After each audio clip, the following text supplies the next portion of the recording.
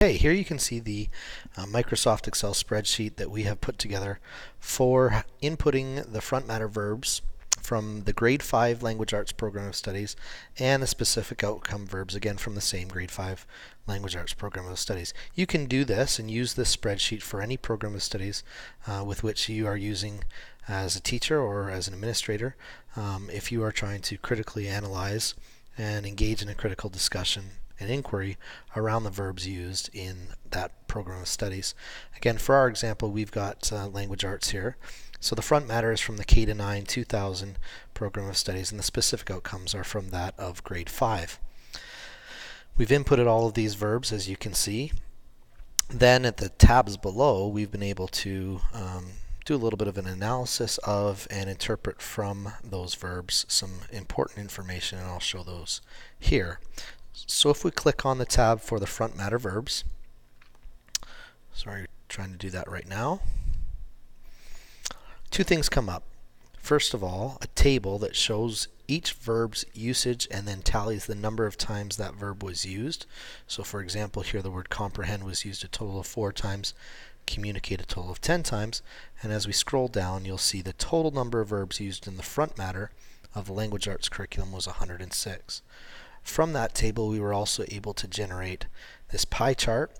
The pie chart is useful because, again, it shows all of those verbs, but illustrates visually the number of times that those verbs are used in comparison with the other verbs in that area or that front matter of the program of studies. Hovering over any area of the pie chart will allow you to see the percentage, or again, the number of which times those verbs are used. The word communicate, for example, is used 9% of the time. The word understand is used 8%, and the word speak is used 6% of the time in comparison to the other verbs used in the front matter of the program of studies. Then if we click below on the tab for specific outcome verbs, you'll see the same thing, a table generated and a visual pie chart showing the number of verbs used in comparison with the other verbs used in the specific outcomes. Interesting to note that there's more verbs used in the specific outcomes portion of the Language Arts Program of Studies for grade 5 than from the front matter, a total of 143 here. The two most common verbs used in the specific outcomes are the word identify, which is 9% of the time when compared with the other verbs in the program of studies, and which is identical to same number of times as the word retell. Significant because those are both lower order Bloom's taxonomy verbs, and significant when designing your assessment.